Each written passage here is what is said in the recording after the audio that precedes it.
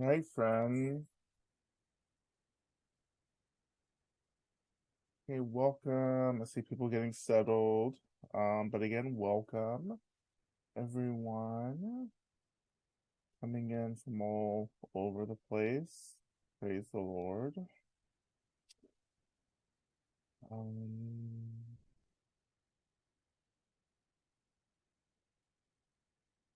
Hello to our friends at the Burlington Dharma Collective as well. I just spent some time with you all in August. It was fun.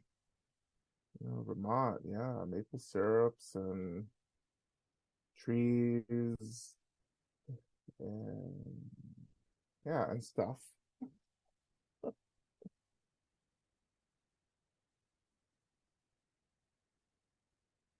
Right. So welcome everyone. I see so many friends in here.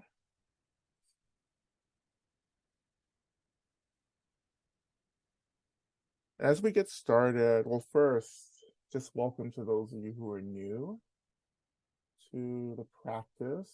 I'm not sure who is new, but welcome. And you can feel free to say hello, introduce yourself in the chat. Um, and um, and to say before I forget, that our weekly Chenrezig practice is up and going now on Monday mornings at I think 10:30 a.m. Eastern time. Yeah, so 10:30 Eastern on Mondays, and that's led by Alex Rodriguez. We'll be holding that practice in the same style, and we started it last Monday. So I kicked it off last Monday, and I'll pop in here and there, but mostly Alex will be facilitating that space. Um, there's one more resource, full of resources. um, People say, "Oh, Lama Rod, you're not accessible," but somehow I'm always teaching and answering people's questions from all over the world. So I don't know where all that comes from. you know? And there's more coming. Some of you are in the online community as well. So I mean, we have stuff going on there. The daily work, which I have not recorded today, but that's coming up for those of you who are signed up for that. And of course, all this information is on my website and so forth. So um, I think everyone's pretty much here as well. Um, I'm at my sister's house, and so I'm just in the guest bedroom. Um, and um, so that's why you see an unmade bed behind me. I always find it really tacky when people do online things in a bedroom and you see their beds in the background. I just find that real untacky, you know. Or in the words of the designing women, I just find it very uncouth. Right. Of course, probably only two of you know what the designing women are. So that's where we're at.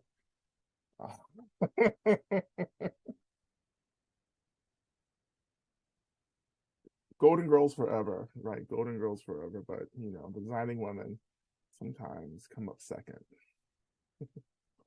So anyway,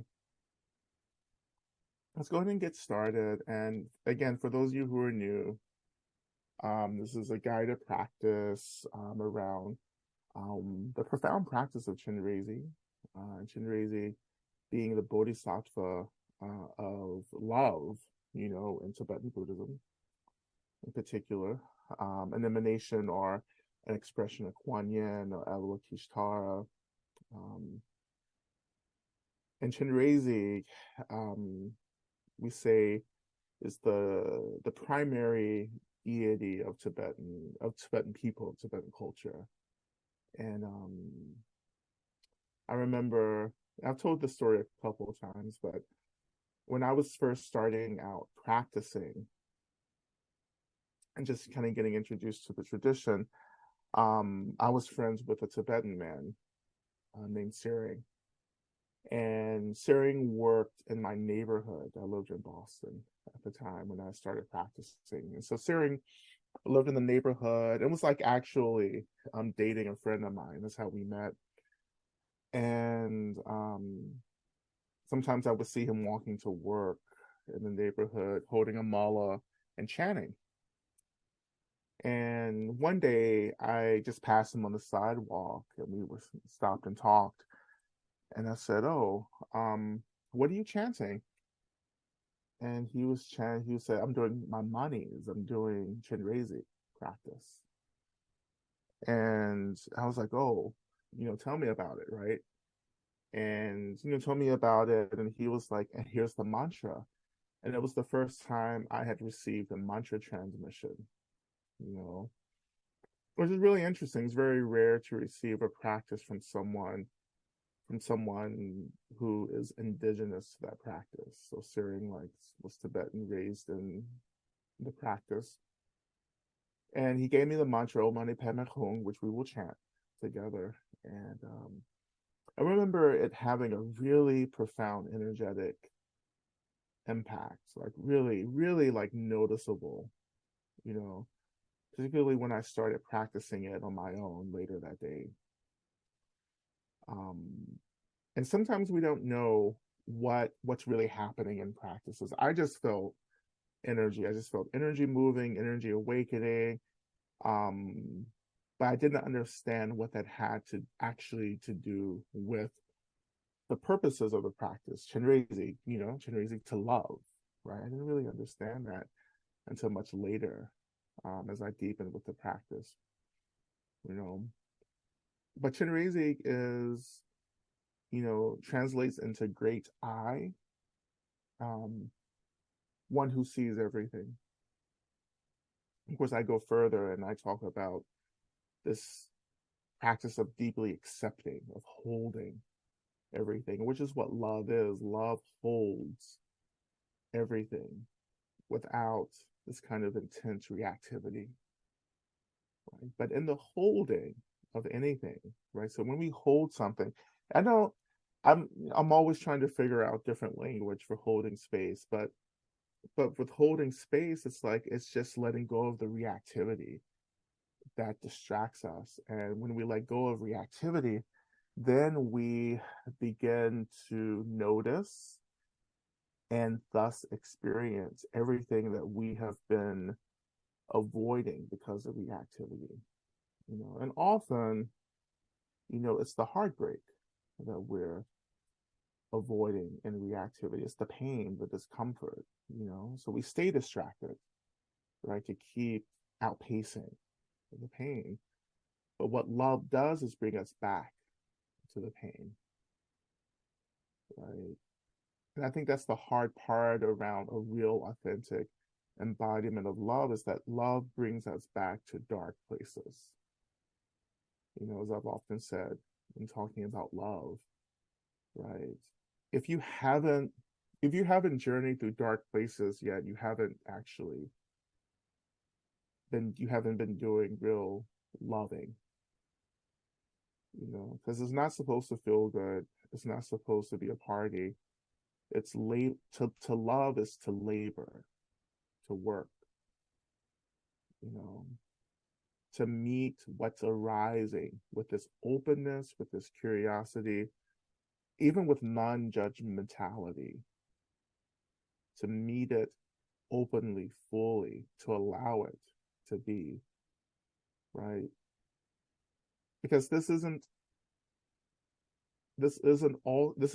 about liking shit. you know, when we're talking about Chenrezig, when we're talking about love, I'm not talking about liking anything. That's another practice for another thing. When we talk about love, love is accepting, allowing, seeing, experiencing, holding space, opening to everything, right? And when you go through that process, then you can make a choice to respond to what you've opened to change what needs to change. But you can't change anything until you let it be there, until you acknowledge it, until you name it. And that's so much of what we're struggling with in the world right now, is that like we we so many people struggle to really tell the truth. And again, telling the truth is synonymous for me with holding space, right? Showing up fully. We can't tell the truth about who we are. We can't tell the truth about where we've come from. We can't tell the truth about the real pain that we're struggling to be in a relationship with, right? And I think the project of Dharma, of Buddhism, is to remember who we are, right? But you can't remember who you are until you acknowledge who you're not and what you're not. And that's the heartbreak there, right? To go back and to start holding space, telling the truth about what we've consented to what we have allowed to happen that actually goes against our own awakened nature. Like we're all awakened beings, we're all Buddhas, right? Buddhahood is innate within any conscious sentient being, right? Both formless and form, or seen or unseen, and so forth.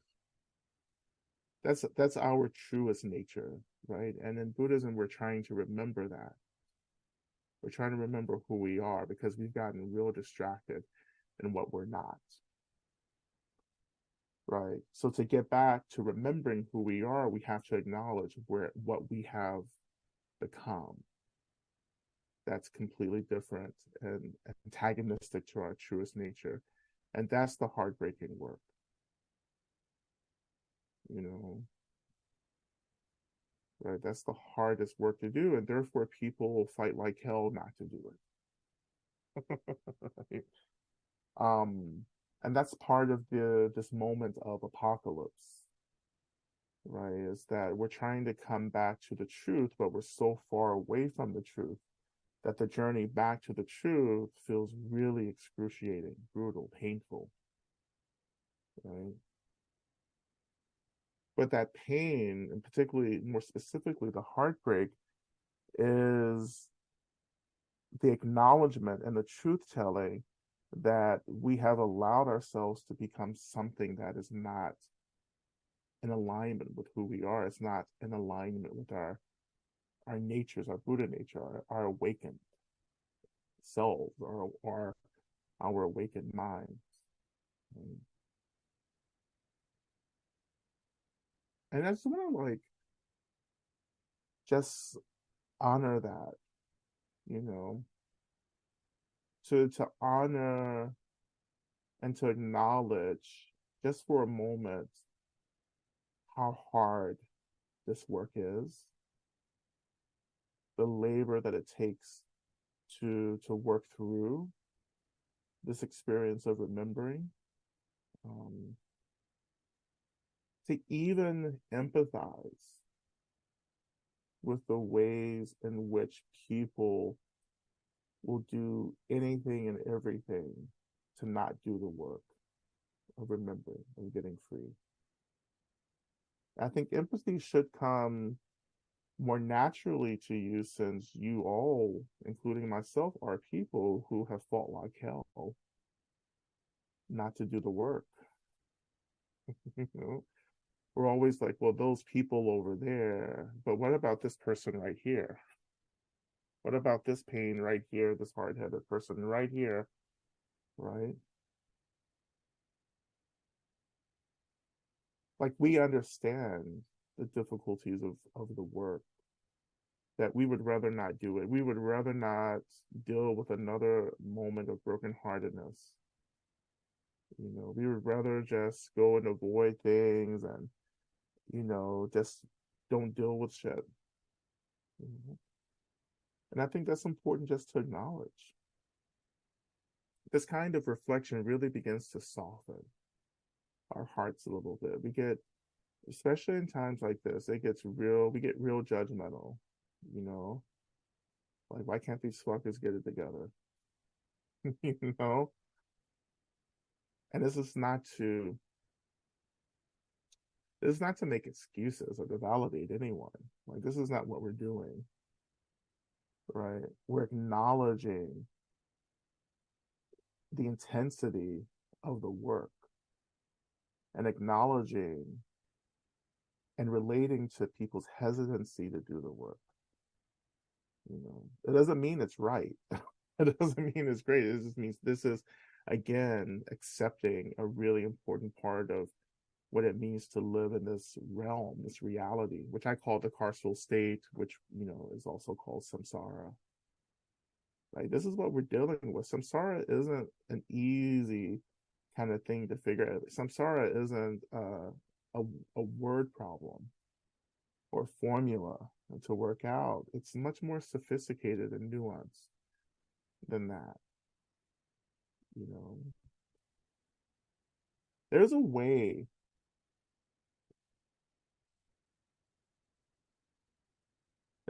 over the years of my practice, there's something about,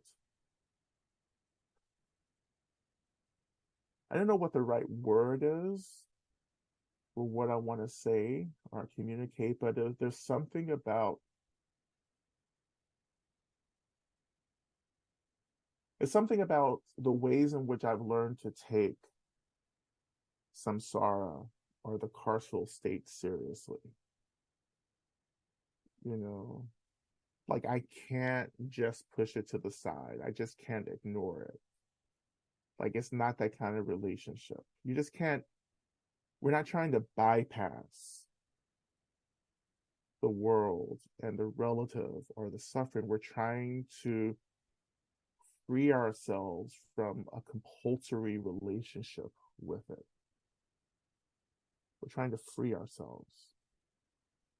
And I can't free myself until I take something seriously.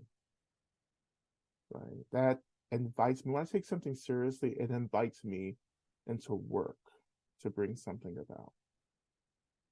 Right? Samsara isn't this thing that's outside of us, even though it does express itself as a reality, but mostly samsara is something that's happening inside of us. Samsara is as personal and individual as it is collective. Right? But the collective experience of samsara or the carceral state can only begin to be disrupted or abolished through the personal practice, right? Through bringing attention back to our own experience, to our own hearts, our own minds, our own compulsory relationship with delusion and ignorance, right? And doing the work to bring about clarity or wisdom, as well as compassion, or what I call care, right? So we start getting clear and we start caring about ourselves and about others, right? And that begins to disrupt the experience of samsara or the carceral state for ourselves. And that is the work that is joined with collective labor to begin to disrupt a collective experience of the suffering. Right? We lose agency. And I think Buddhism, and particularly Chenrezig, is about reclaiming our agency to choose freedom, to choose space, to choose fluidity, to choose caring, to choose to tend to the brokenheartedness, to tend to the rage and the anger and the despair. Right? You have to choose it. You have to, it has to be more than just wanting to get free, even though that's where we need to start there. We actually should want to get free. But after that, then you say, okay, what do I need to do? What are my resources? Who am I relying on? Right?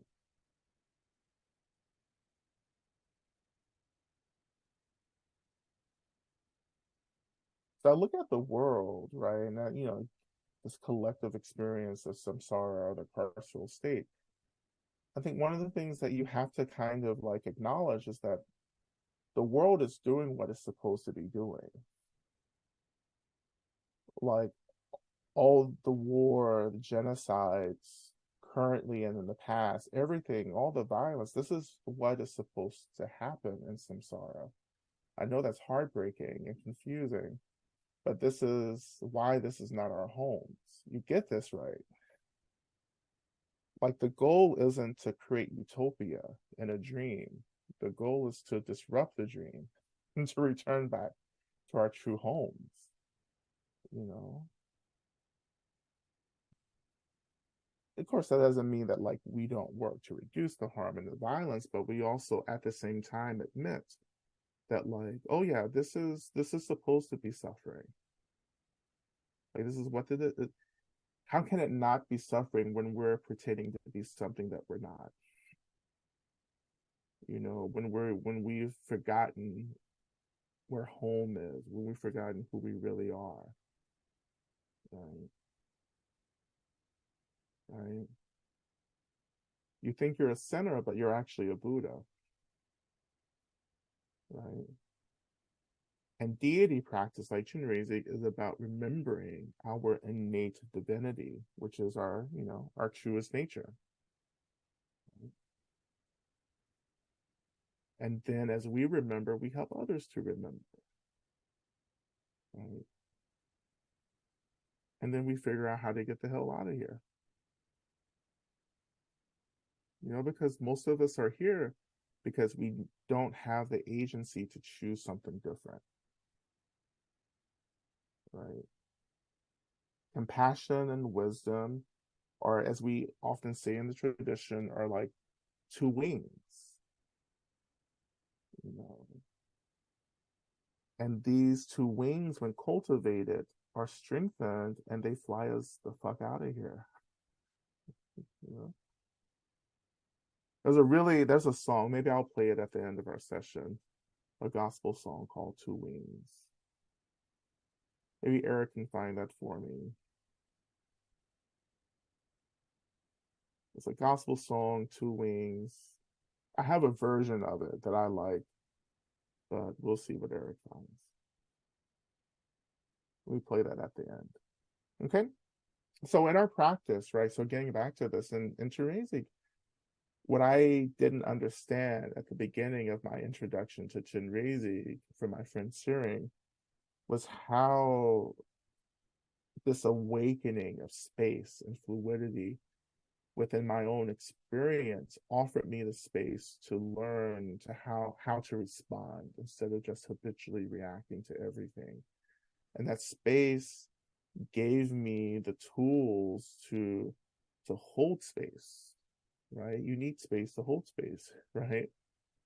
The space, because space is always holding everything, right? And space, um, and I've been working with space with some of you in terms of like a practice and a philosophy, but my experience of spaciousness is this this capacity to feel potential, um, the capacity to manifest within phenomena and feel boundlessness and feel fluidity and movement, right? To even just be in a room like this with four walls, right? But not feeling trapped or contained. That I feel myself extending beyond these walls, right? That these walls, maybe that these walls, even on an intellectual level, is felt as illusionary, right? But even that feeling of the illusionary quality of a phenomena is an expression of space as well, right? To believe and relate to potential, and options and movement, to really take refuge in impermanence instead of getting trapped in permanence.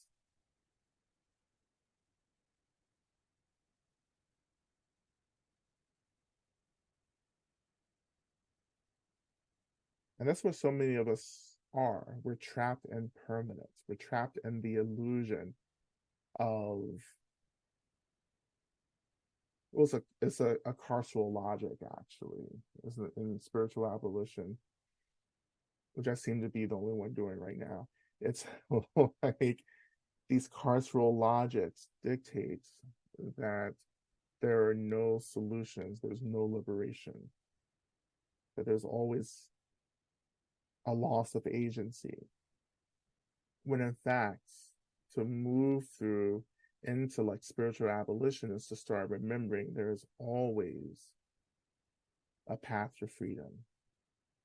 Right? There's always a way to get free. And maybe we have to wait for that path to kind of emerge, right?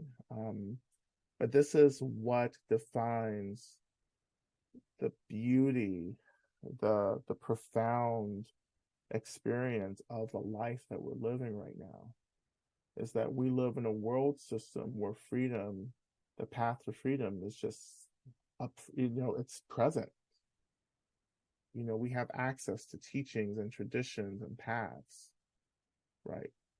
Now, I'm not saying you have to be interested in it. That's not the point. The point is that it's here, because quite frankly, a lot of us haven't been interested in freedom. Quite frankly, some of you still aren't interested in freedom. um, but you're kind of going through the motions. Like you'll continue just to go through the motions of liberation until you get serious about liberation, right? Till you get serious about letting go of who you think you are and actually going through the really heartbreaking process of losing shit,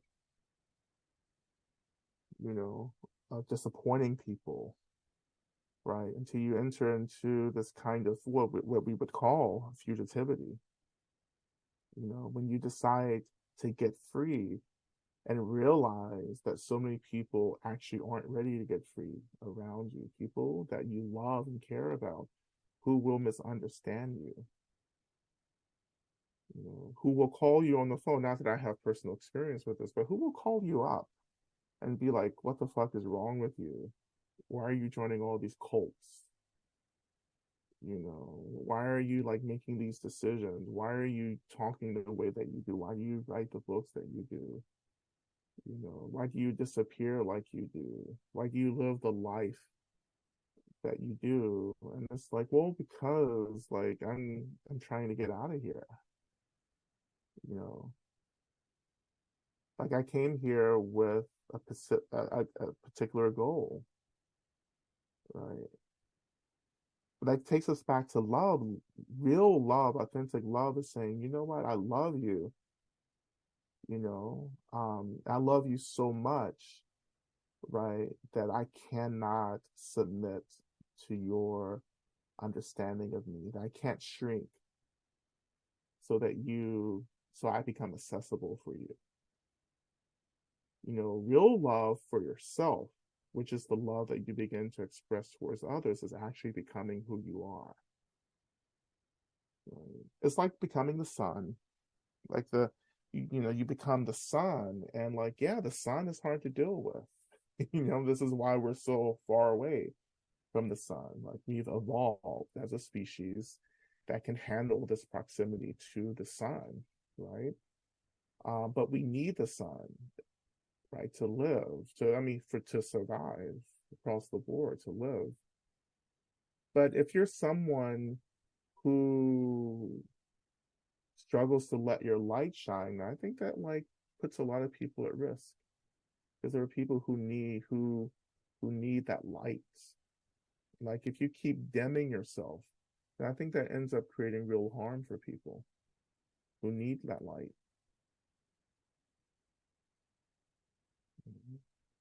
So you just shine and you trust people to negotiate that sunlight, that light for them and the heat, right? It's your work to figure out how to be in relationship, like to light. It's not the light's relationship to figure out how to become accessible, right? Again, the sun just shines. Right? Right? In the same way, the deities or the Buddhas or the Bodhisattvas just shine. And we figure out how to be in a relationship to it. But most importantly, we're trying to figure out if we're going to let ourselves shine. Because these people aren't doing anything that we can't do. Right? But again, to get to that kind of awakening, that kind of illumination, you have to actually go back into the heartbreak, right? You have to tell the truth. That's where the light comes from. You tell the truth. And there is an awakening that begins to happen, right? You begin to understand that the heartbreak is just an experience, right?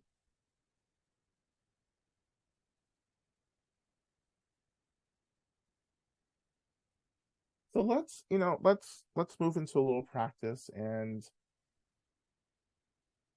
just to confirm, um,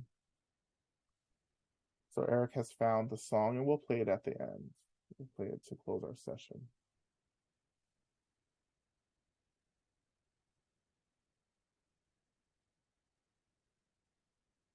So always beginning with just allowing yourself to come back into a physical position that feels appropriate for you for practice.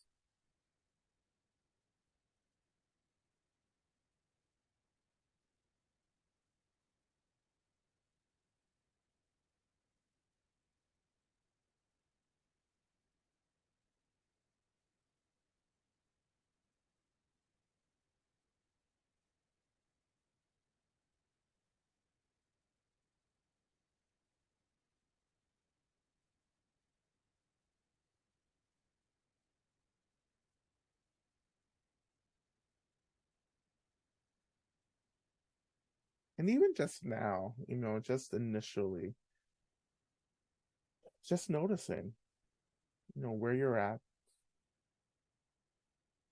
noticing how you're feeling.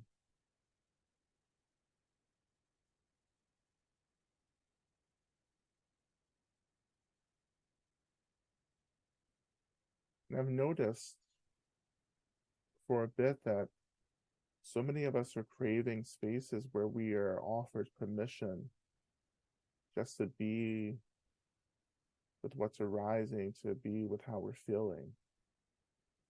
And so many of us don't feel safe enough to really dwell with our experiences. So this is where we begin, just acknowledging, naming.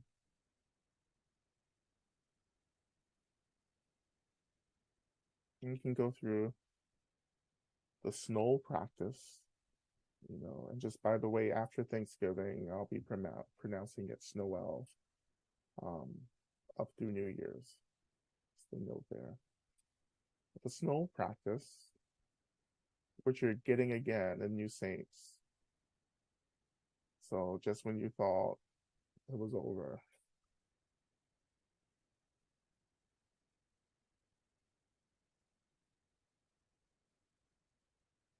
But just seeing, what's happening, naming it. Yeah, I'm feeling whatever, sad, overwhelmed, angry.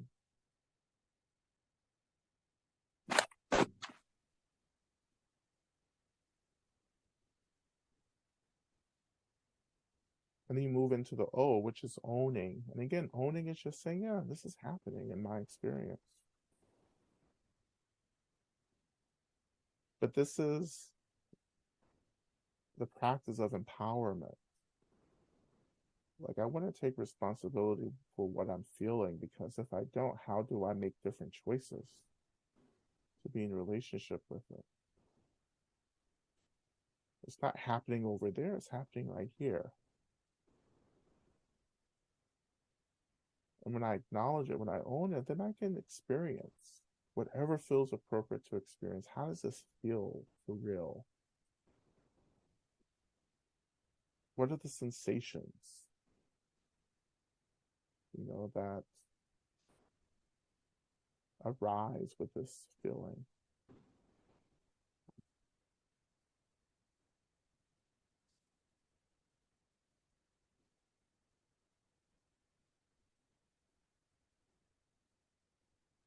And then when we talk about letting it go or letting it float,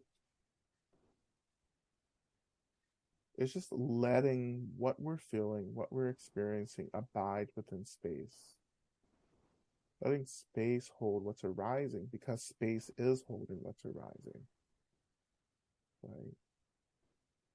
We lose contact and experience of space when we feel, when we actually begin to self identify with the experience, when we say, I am. Well, there's no space in I am. But when we say, oh, this is just an experience, then there's space that begins to open. We let this experience float within space, and we let it continue floating by reminding ourselves over and over and over again, this is an experience.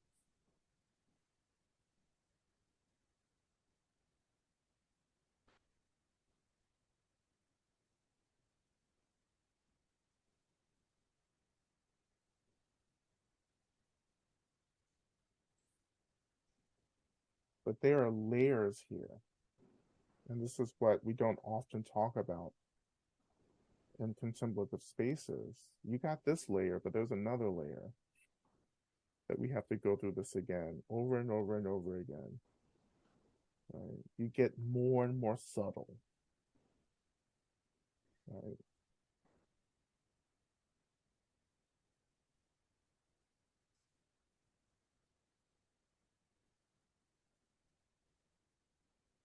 And this is why I call this work emotional labor.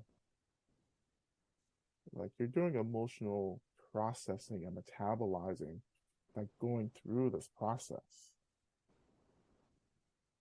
When we experience what's arising for us, that's emotional labor. And that's emotional labor that other people may not have to do for us.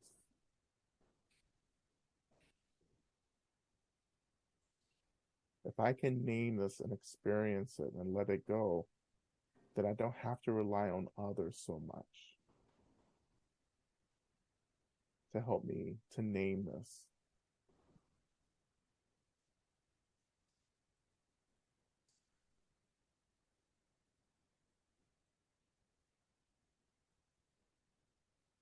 And this space or this experience as we move through slow, it's really how we begin to summon the presence of Chenrezig.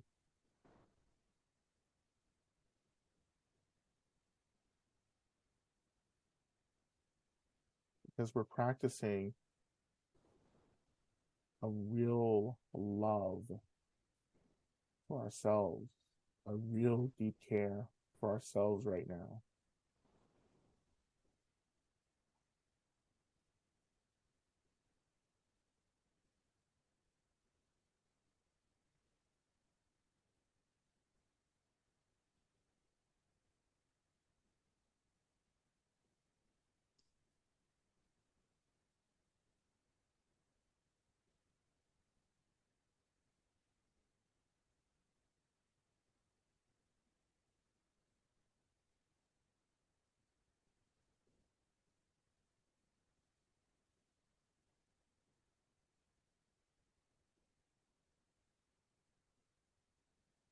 And just keep holding the space for just a couple more seconds before we transition.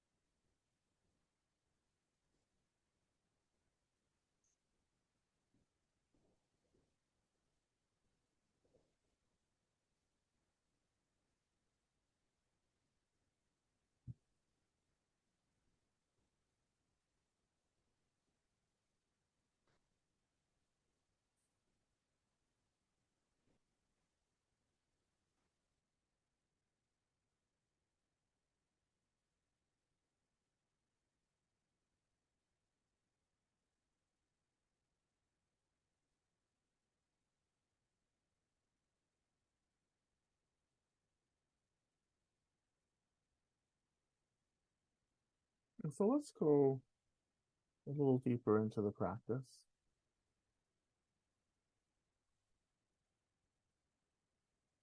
And beginning at the top with our aspirations for our practice. And in general, your practice should always be about the reduction of suffering, harm, and violence against ourselves and others, to practice ultimately to get free and to help others get free.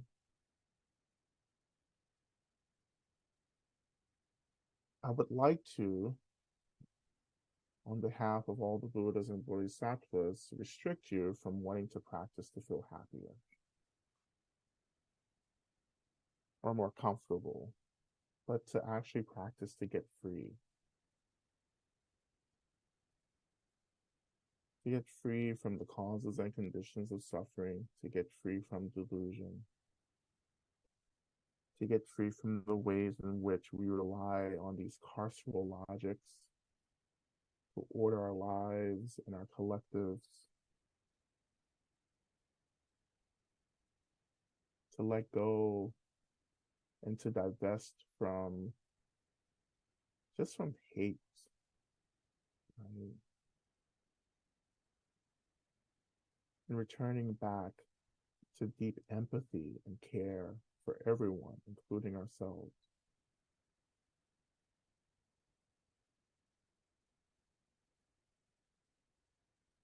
And what may make this easier is to understand, as I've pointed out a couple of times, is that I don't have to agree with you to care about you and to love you.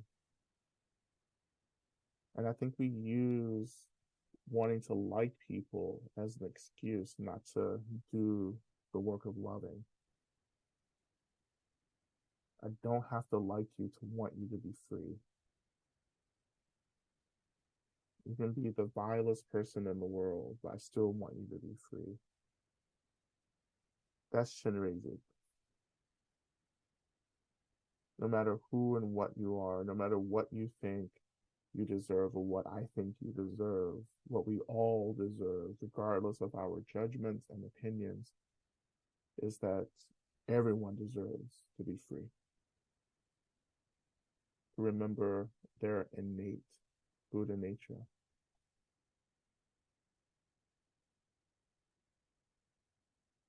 And from this deep love for people, you can still do the work of disrupting and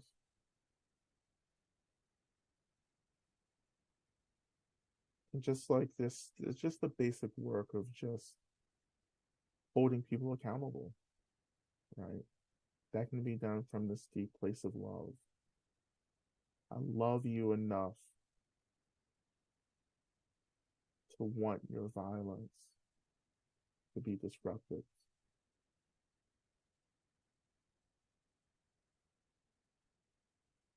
Because this expression of violence is not who you are. It's not who I am. I want you to remember who you are. And out of love, I commit to doing this work to remind you.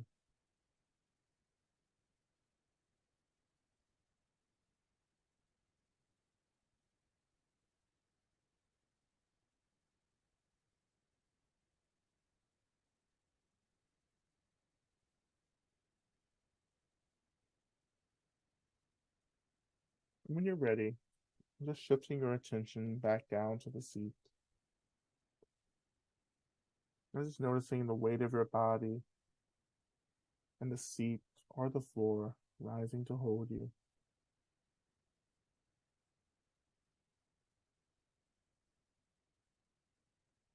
It makes this work that we're doing feel much more supported if we feel as if our physical bodies are being supported in some way. So allowing the seat to hold us.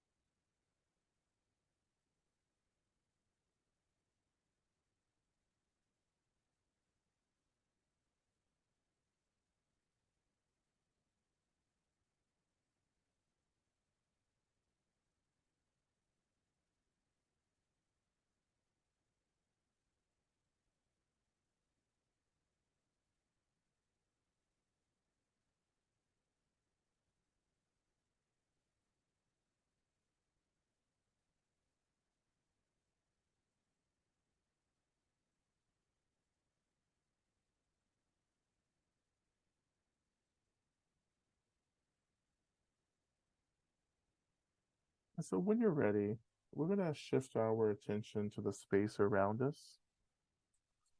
And we're going to begin, as we often do, by opening and calling to all of our benefactors. And you can move through the 7 homecomings practice. If you're new to this particular kind of benefactor practice, I just invite you just to imagine that all the beings who love you begin to gather around you in a circle. And you don't have to know who these beings are. You don't have to have names, but really, literally in my practice, I just say welcome to all the beings who love me.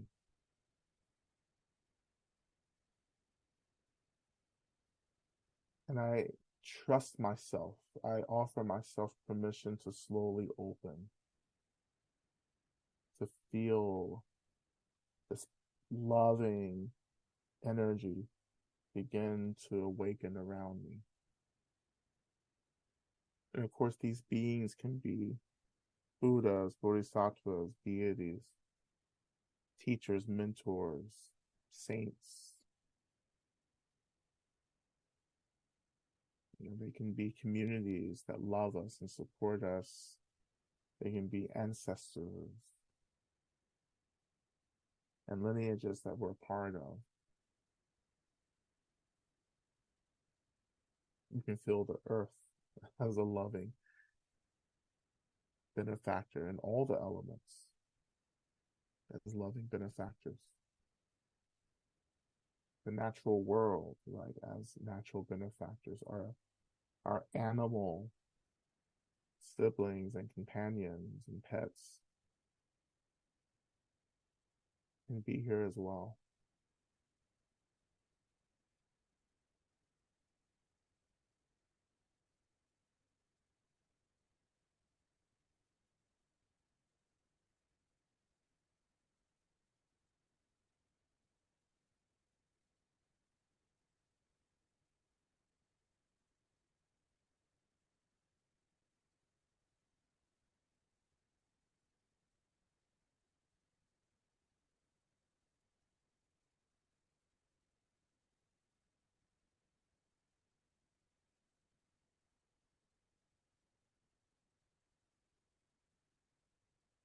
So the circle of benefactors just begins to awaken.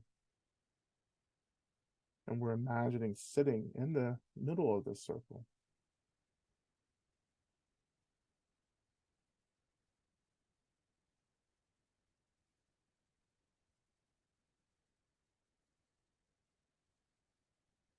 And we begin to imagine that these benefactors begin to radiate the energy of love or deep care. And you can spark this experience by remembering a moment where you received deep care or love. from a being, or you just felt it. But this is the spark experience. What was that time when something or someone deeply loved you, deeply cared for you, maybe did something, helped you in a moment, and you felt what real love was like? Or just an experience from someone that you've always received love from?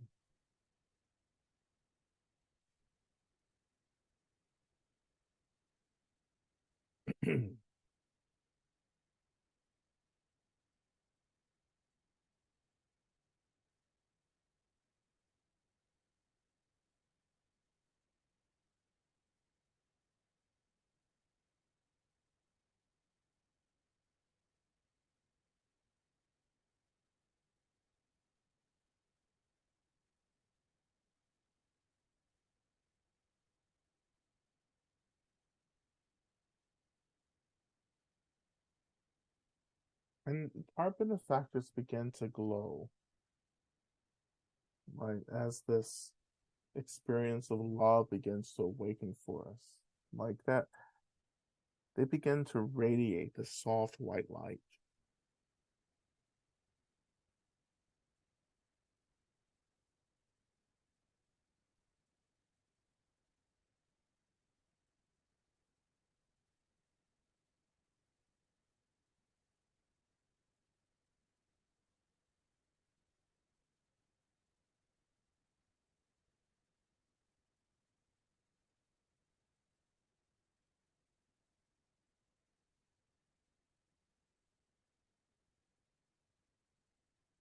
And with the soft white light,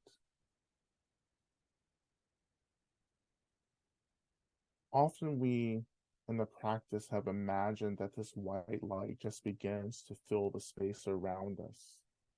And we begin to absorb that energy throughout our whole bodies. But this time, I invite you to imagine that this energy of deep love and care being radiated from our benefactors, our homecoming circle, it becomes something a little denser than just light energy, but it's more like water. And so what you begin to imagine is that as our benefactors are radiating this energy of care, it actually slowly begins to turn into a kind of like a slightly denser like mist that slowly begins to kind of cover the floor or the space under us.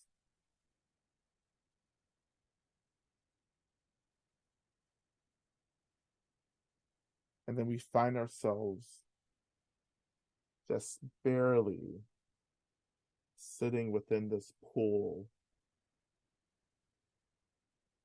of energetic love, which feels like a light, misty lightness.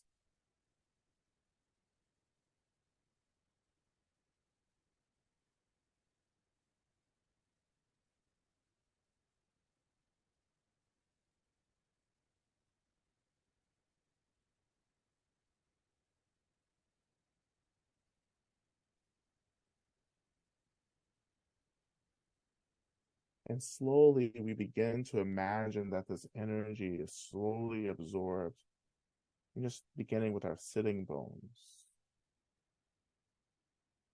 and begins to just slowly be absorbed, rising up through our sitting bones, up through our hips and lower stomachs and so forth.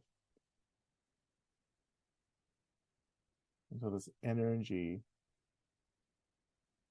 reaches the top of our heads.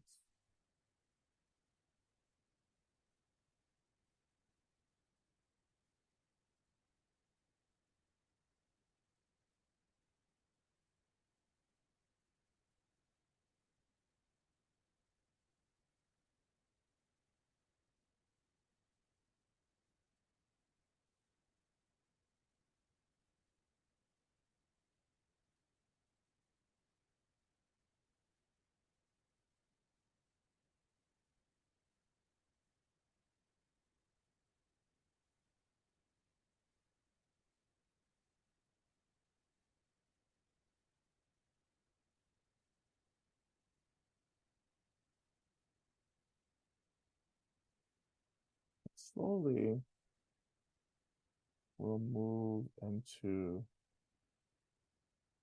beginning to work with our mantra.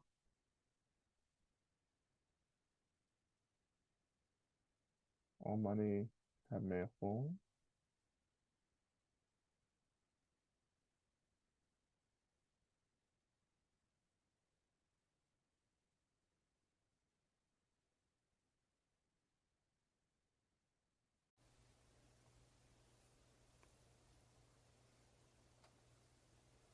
As you see, it's in the chat box, which we translate Om Mani Padme Hum into homage to the jewel at the heart of the lotus. Another way of thinking about this, that this mantra is really about coming back together, remembering, reassembling, bringing these different parts of who we are back into community with each other, which is the nature of Chenrezig, is to bring everything back together through a deep, loving holding of everything. So as this energy continues to move up through our bodies, as the space continues to be held by our benefactors, we allow this mantra and offer this mantra permission to start reassembling parts of ourselves that need to be brought back together in order to feel cared for and tended to. Right?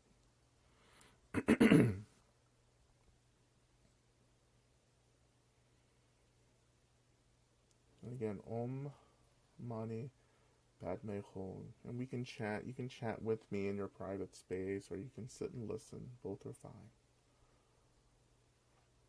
I'm just going to be chanting really softly as well. And then we'll take a short break and then move into a second part of our chanting before the end of our session. Okay? So we'll begin. Om Mani Padme Hum. Om Mani Padme Hum. Om Mani Padme Hum.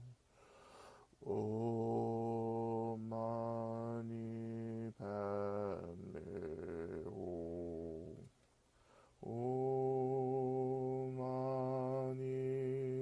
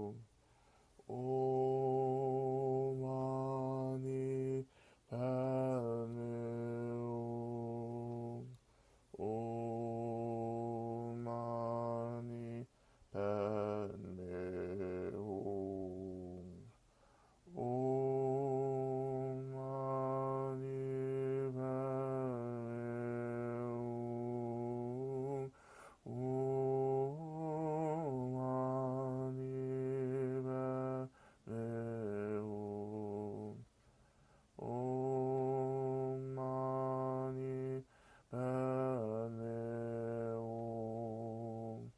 Om Mani Padme Om. Om Mani Padme Om. Om Mani Padme Om. Om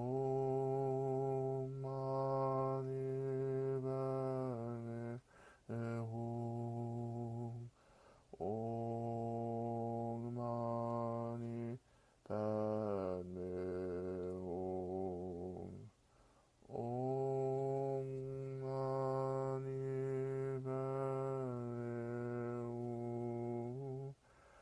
Mani Padme Om. Om Mani Padme Om. Om Mani Padme Om. Om Mani Padme Om.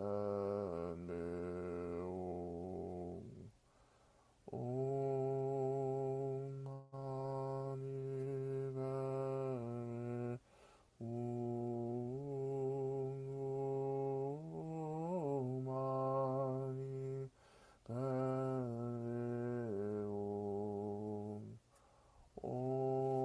Om Mani Padme Om.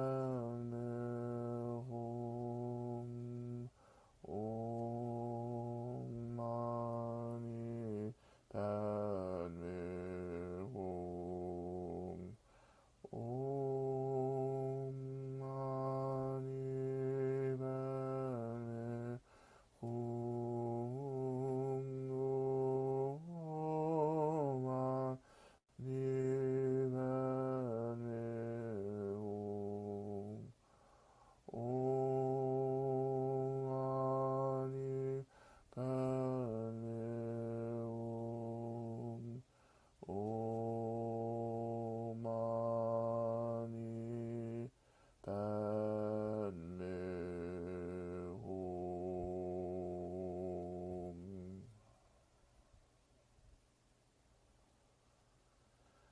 Just coming to a rest for a moment, reconnecting to your benefactors, and really imagining that you're really being filled with this energy of care.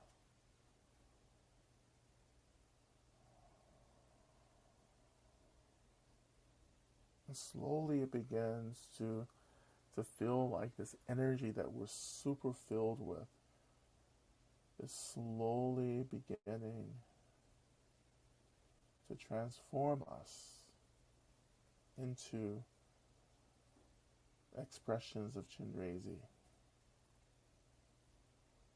And you don't have to imagine necessarily anything, but just beginning with a thought that moving forward now in the practice, I am Chenrezig. I am an expression of Chenrezig.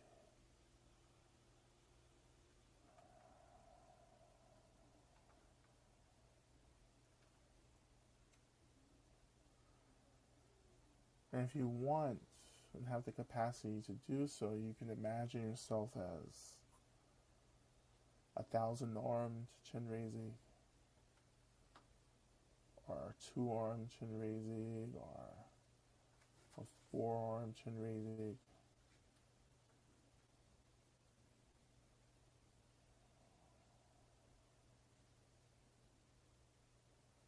But again, it's more important just to have the thought, I am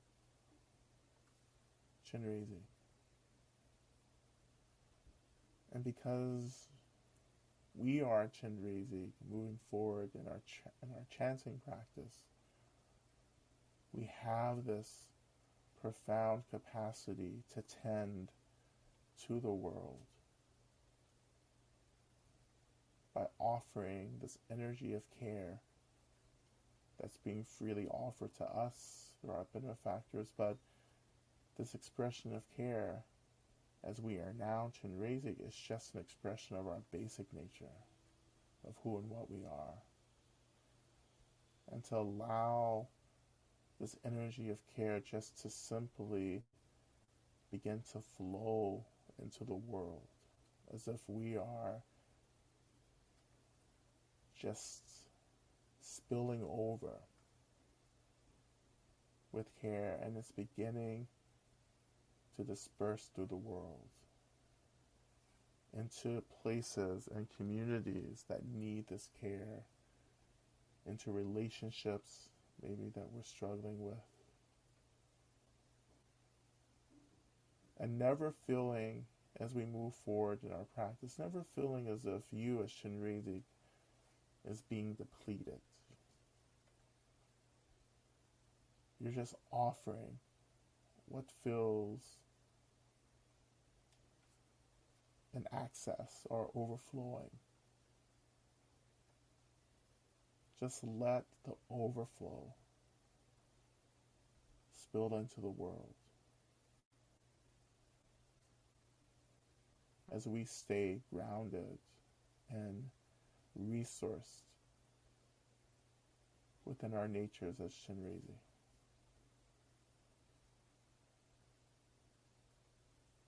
And in this space, we continue our chanting practice for a few moments.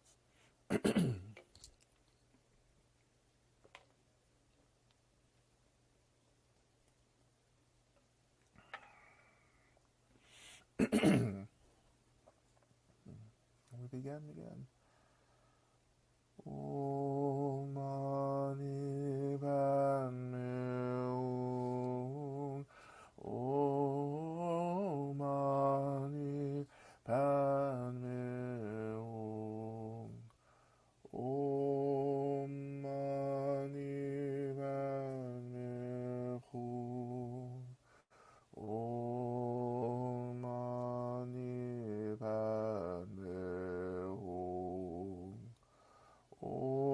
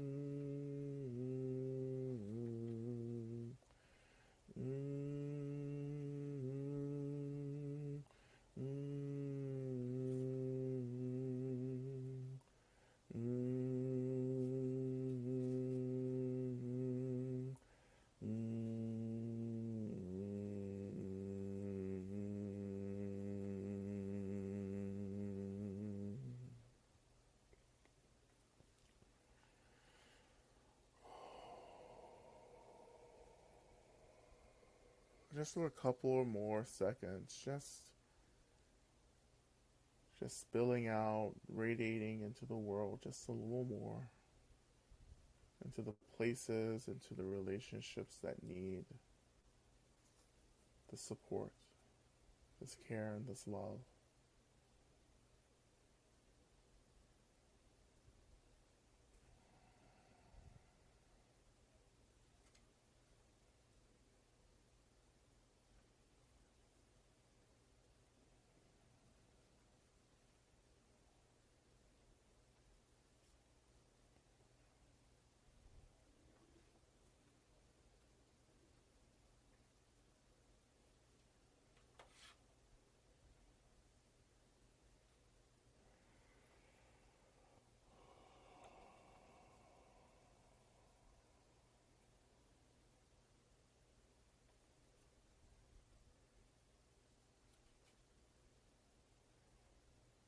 And so slowly, we begin to imagine that our benefactors around us slowly begin to dissolve into the same white light that they're sharing with us. And as they dissolve, we are beginning to absorb their light into ourselves as Chenrezig.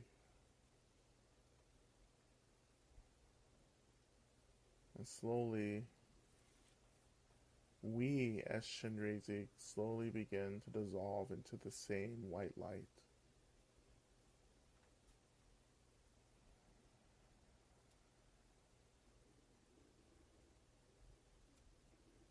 And this white light compresses down or absorbs into and forms a pearl of white light. This pearl of white light represents our consciousness.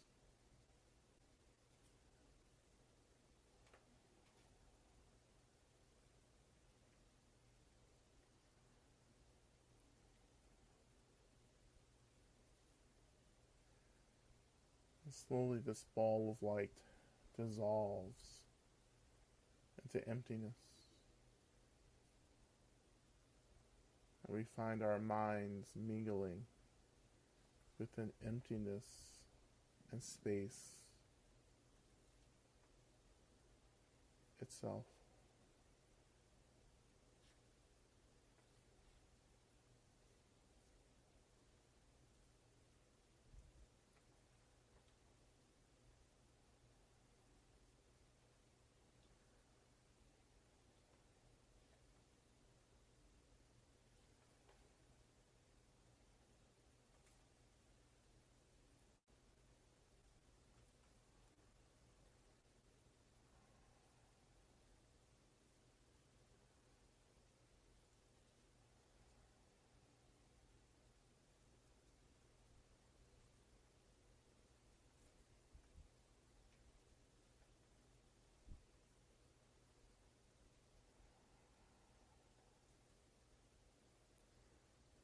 And when you're ready,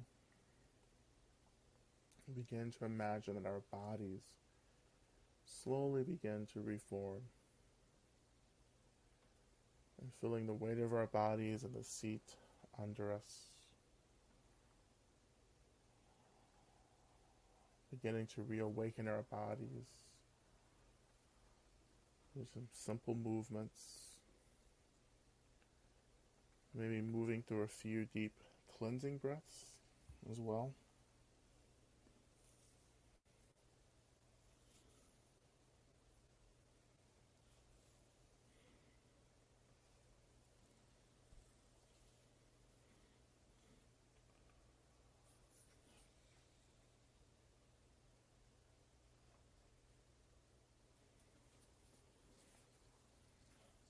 So thank you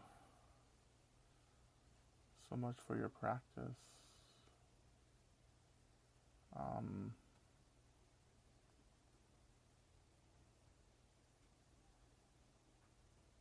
And to close out our practice today, as a dedication,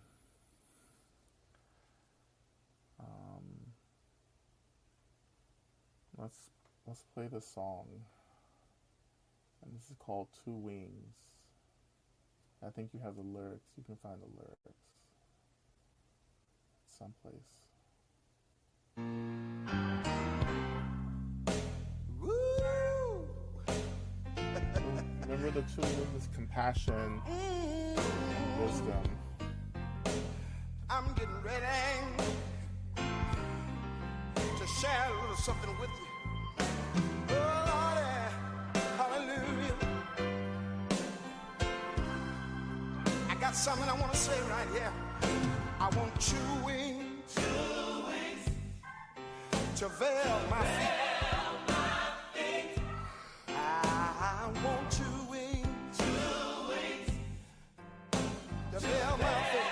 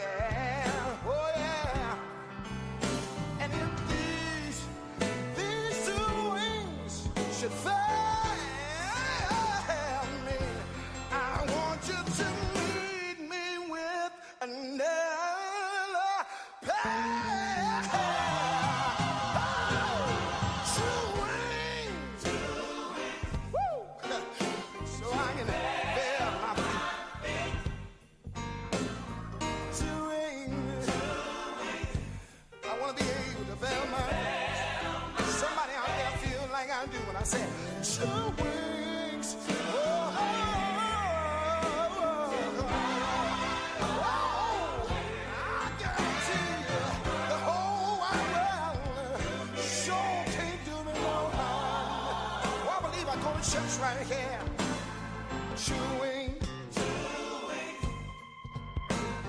2 wings. I want 2 wings, so I'll be able to fly away. You know the Bible says, as it was in the days of Noah, so shall it be in the end.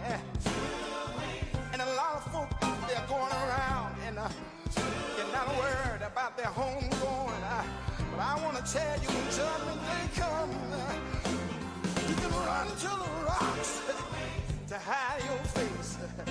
Good God Almighty, I know the rocks are gonna cry out.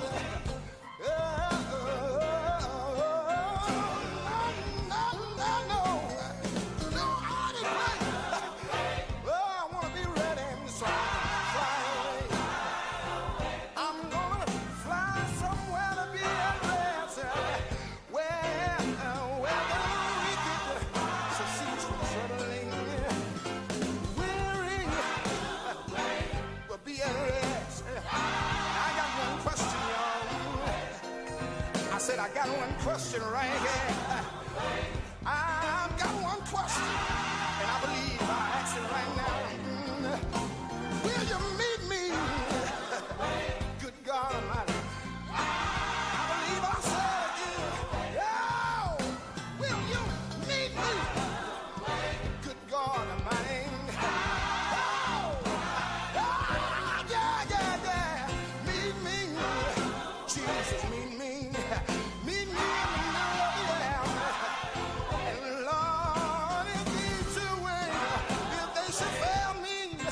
I want you to meet me with another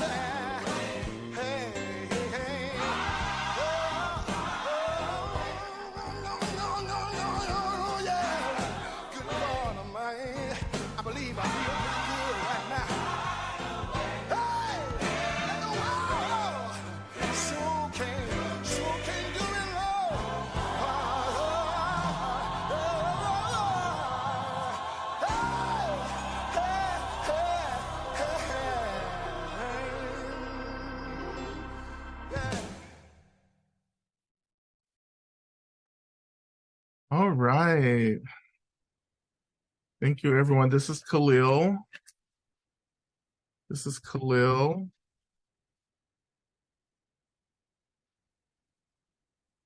This is my nephew slash nibbling who will not have a choice but to follow in the footsteps of becoming a Lama. Look, it's all my look, there's a fan going on. There's a fan, so he's distracted.